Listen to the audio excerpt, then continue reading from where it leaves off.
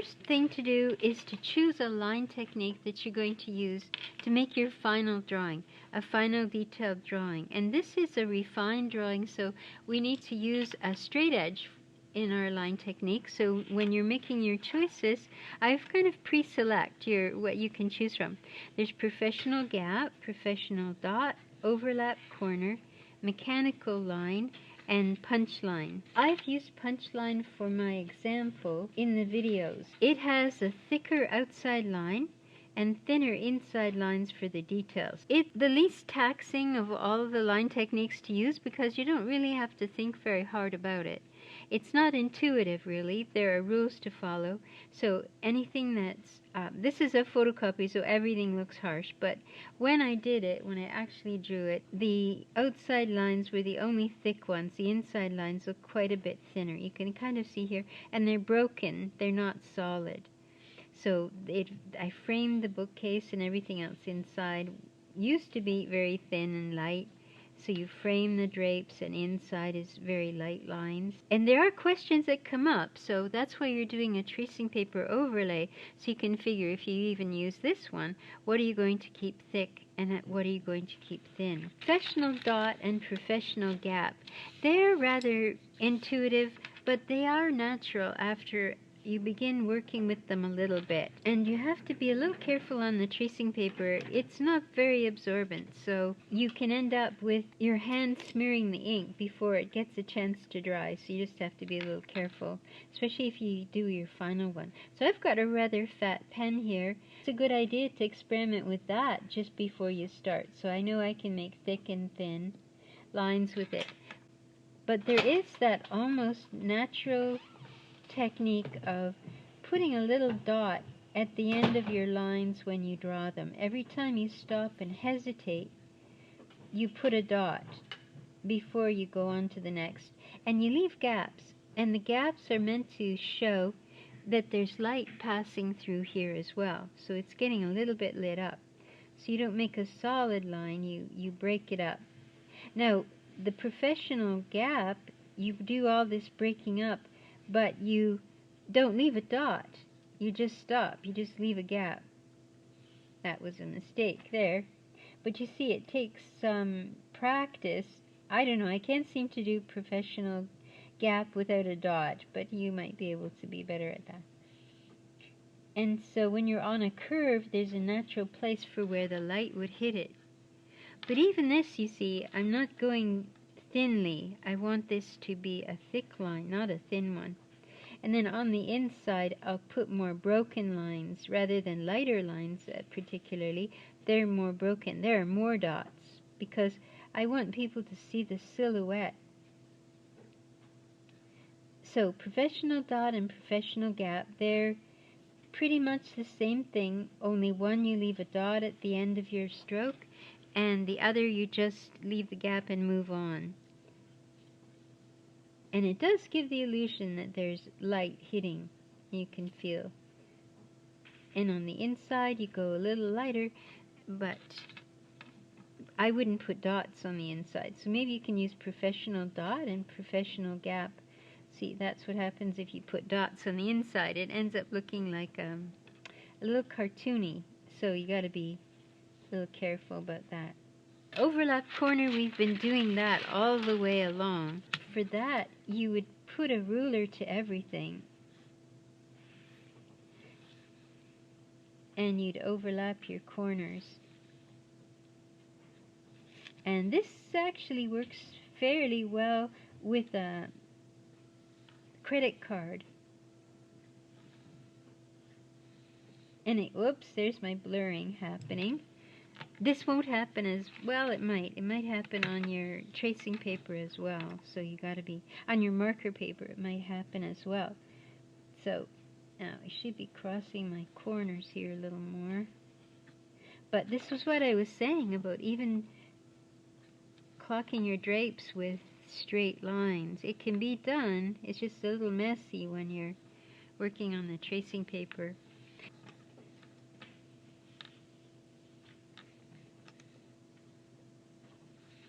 But you'd go in and almost fracture it with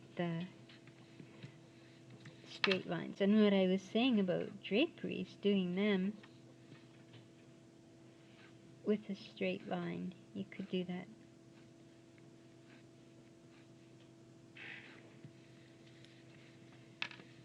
So it's one to experiment with for sure. And this one you would mostly use it if you were going to render over top with markers, because it would take some of the starkness away. When you did the marker freehand, all of this edginess would be gone. You'd be softening it with your markers, with your rendering. Oops! So hopefully you're getting the idea that you just box everything up and overlap your corners. I suppose you could do it freehand. If you're doing pen, you could do freehand, but you'd have to have a very, very steady hand to do it that way. So it does have a certain look, but I had more success with my pencil than the blurry pen. For a final part of this assignment, what you'll be doing is resubmitting your montage, your photo montage, your reference pictures. Make sure that you make any adjustments that you made. So if you've added a different style of coffee table or light fixture as you went working along, maybe make sure to change it. Make sure everything is labeled. Also, underneath your title, put the type of line technique that you're using in your final drawing.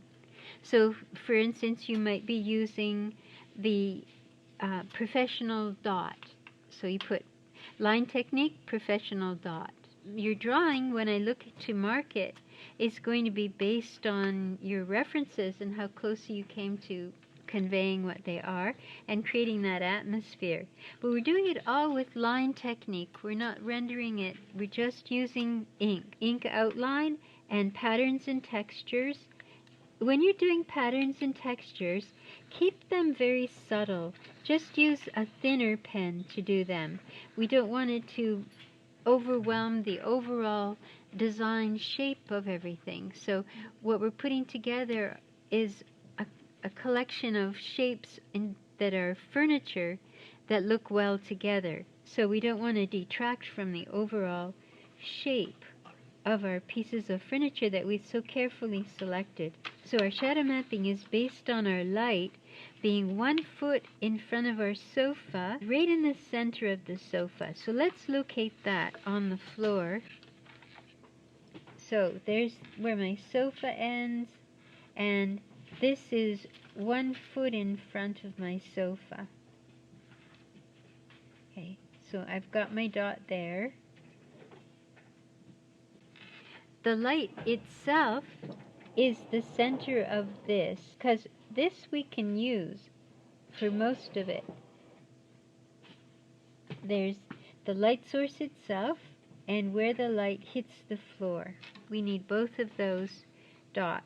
And as you can see from our little floor plan, the light will pass through these corners of the sofa and leave a shadow on the side. So all of this part of the floor is all lit up, but the arms are casting a shadow and the back is casting a shadow. Now that we have floor in front of our fireplace, we can also put a little shadow for that. So we'll have shadow out here as well. Well, let's get started with our coffee table. So we're going to pass the bottom dot, which is where our light source hits the floor, through all 4 corners of our coffee table. Now your coffee table may look nothing like this. You may have a round one, but that doesn't matter. You do this on your box drawing anyway,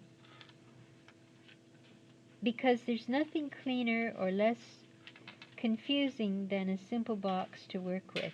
The other shapes, they're based on the box anyway, so you need to know how to do this. So I've projected now the bottom corners from where the light source hits the floor.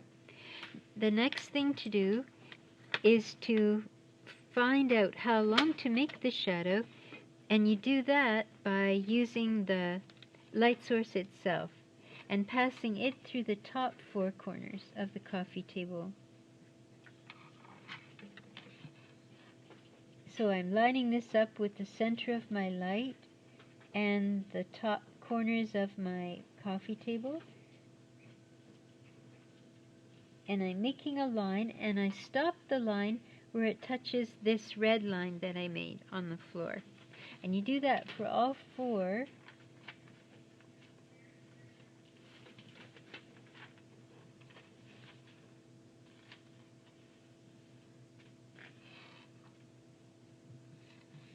Don't get confused. We don't use the vanishing point for the room. We use the light source itself to find the dots.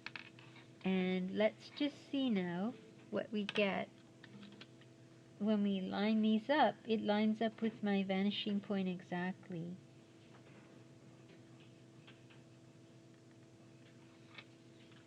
And if I do it on the other side, it'll do the same thing. Or it should. This side's a little off. This side's a little off, but I know it should do that, so. And then here, this is a straight line.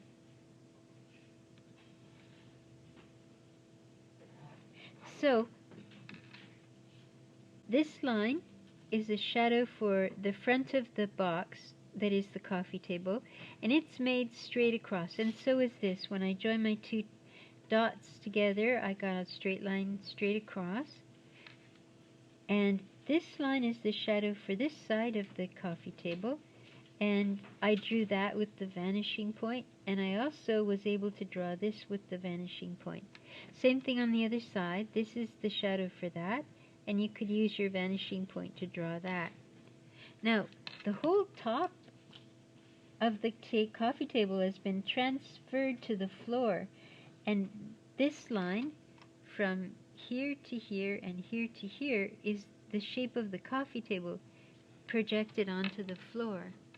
The side lines, my red lines, they're the shadow for these vertical lines, all my red lines. So that's how you get your shadow, and it would look like this when you're done. If you have a round coffee table, you're going to project the square box that you made your top with onto the floor, very same way. So you start with the box, and then you make a circle inside that box. So it's not difficult, it just is a little different than this. And there are videos that are going to help you with the other shadows, the ones for the sofa and so on. I'm going to use the dot on the floor for the fireplace and see where it touches this. So I get a little triangle of shadow here. And then where it touches the wall, shadows go straight up the wall. So I can go straight up. And to find out where the shadow stops, I take the top corner and I use this to do this. And I get that shadow. If the fireplace was away from the wall, the shadow would be shorter. It wouldn't go all the way to the top like this. But because it's right against the wall, I have that little angle there caused by the light source. So now these shadows, they just become vague shapes, but at least we know what direction they are coming from later on when you do your rendering. So we do them a little more in depth at the start, but later on you'll just put them in as vague shapes that begin and end rather quickly. For our 2-point object, we're going to do the same thing. Go from our front corner and go back, and it hits the wall. We'll use our light source at the top to see how tall it is.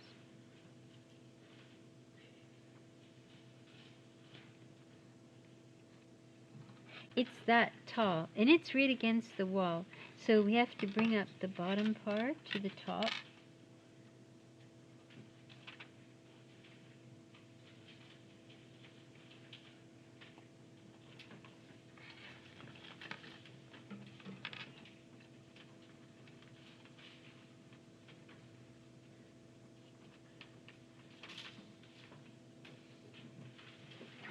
Now, the side of the object that's closest to the shadow will have the hatching. We're not doing cross hatching, just light hatching. So it will be the closest, it'll be in shadow, and this part of the fireplace will be in shadow because it's attached to the shadow.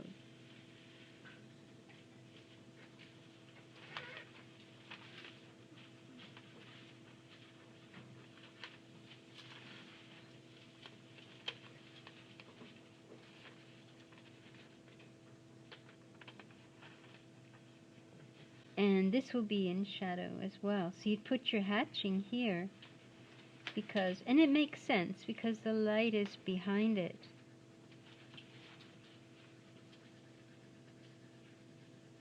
So this will be in shadow as well.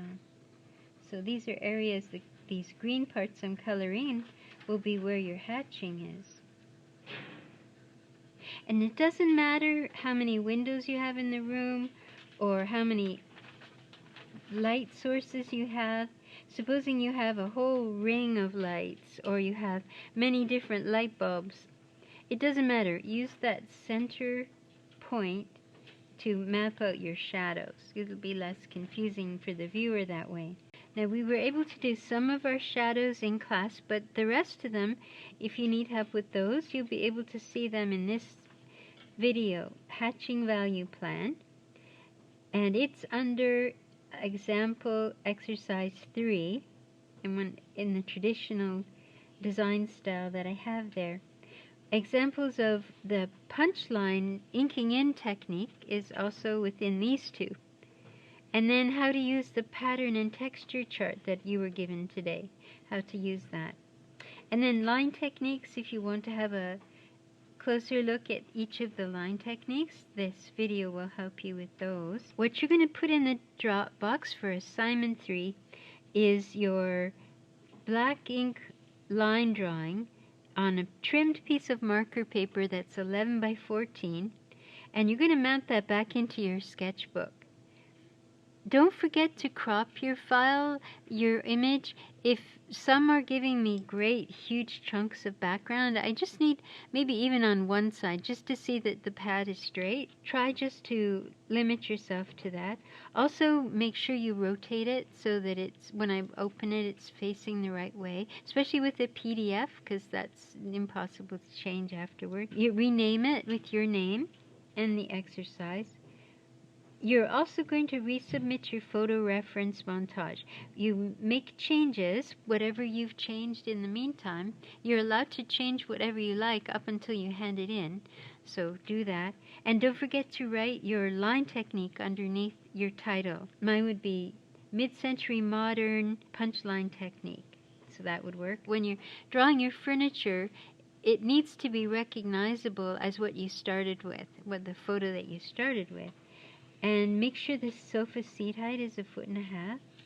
Put your figure, the figure in your reference images, not one that we've done in class. And the light source, make sure that the hatching and the shadow mapping all follow a single light source, the one that we're all using. Don't forget a border around the outside of your page and 2 photos combined as 1 PDF. Now to map a shadow for your person, use the same dot on the floor and go through the middle of their feet, between their 2 feet, the center between their 2 feet, to get a direction for where to take their shadow. So that shadow's going at that angle. So I'm just going to make a tapered shape. And that's good enough. That will give me her shadow as it goes into the fireplace, and it would also give me the idea that her shadow is down this side of her form. So I could easily just follow her form, the shape of her form, down the one side. And a little bit the underside, so that would help to bend your knee. And maybe that foot too. So if you're brave enough to do some hatching on the figure, you could hatch her in like that. It's going to look funny though if she's left blank and you've hatched elsewhere. For the seated figure, you can see that I've put the shadow here from the light source that was there. For this fellow, you would do the same thing. So my light source is hitting the floor there, 1 foot away from the sofa. In the center, I would take the center of his feet, his center of balance, if you imagine a line there at his heel, then I would take that, it's almost straight across, but I again would taper the shape, and part of it is going up, so it would go right up the fireplace.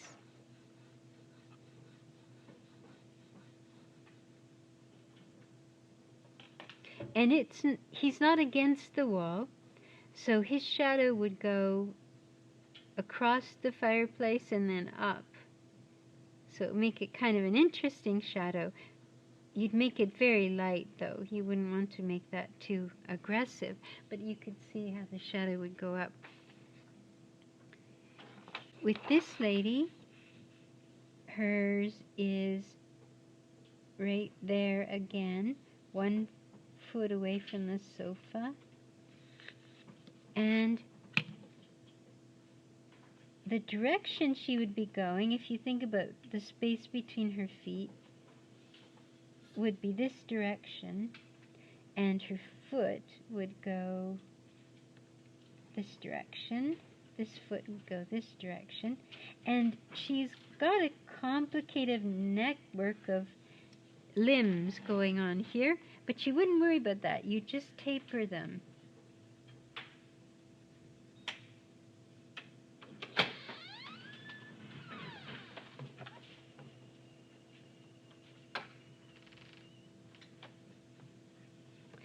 So what that would mean, of course, is that she's backlit. But you could do a side lighting on her as well.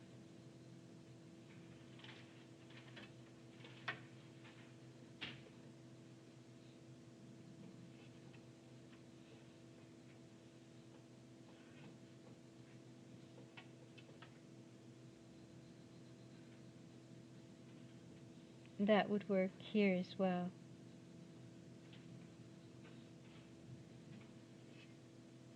Just a little bit of hatching on her. Again, he's lit from the side, from the back as well, but mostly just the side. So you could do a little bit of side. Now you're not using pencil crayon though. You're using your hatching, but you could map out some interesting shapes to hatch in.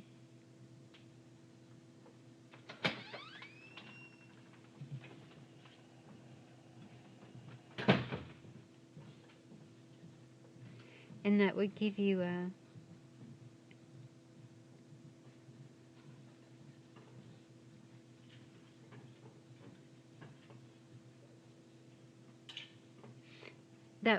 his form.